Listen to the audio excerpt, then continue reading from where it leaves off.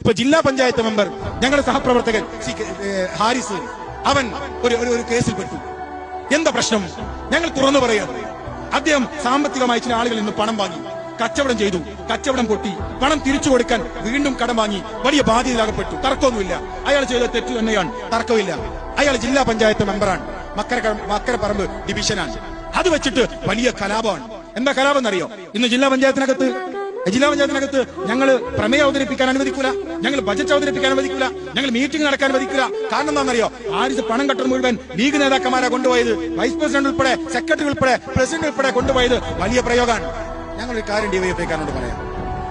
നിങ്ങൾ അറിയുന്നതിന് മുൻപ് അതറിഞ്ഞപ്പോ, ജില്ലാ പഞ്ചായത്തിന്റെ വൈസ് പ്രസിഡന്റ് ഇരിക്കുന്നുണ്ട്, നിങ്ങൾ അറിയുന്നതിന് മുൻപ് അതറിഞ്ഞപ്പോ അദ്ദേഹത്തെ വിളിച്ചു വരുത്തി, കണക്ക് ചോദിച്ച്, കാര്യകാരണങ്ങൾ ചോദിച്ച്, പണം എവിടെ പോയി എന്ന് ചോദിച്ച് ആ കണക്കും വിസ്താരവും തന്നപ്പോ, അങ്ങനെയെങ്കിൽ ധാർമ്മികമായ ഉത്തരവാദിത്തമുണ്ട്, പാർട്ടിയിൽ നിന്ന് മാറി നിൽക്കണം എന്ന് പറഞ്ഞ് മാറ്റി നിർത്തിയ രാഷ്ട്രീയത്തിന്റെ പേരാണ് ഇന്ത്യൻ യൂണിയൻ മുസ്ലിം ലീഗ് എന്ന് പറയുന്നത്.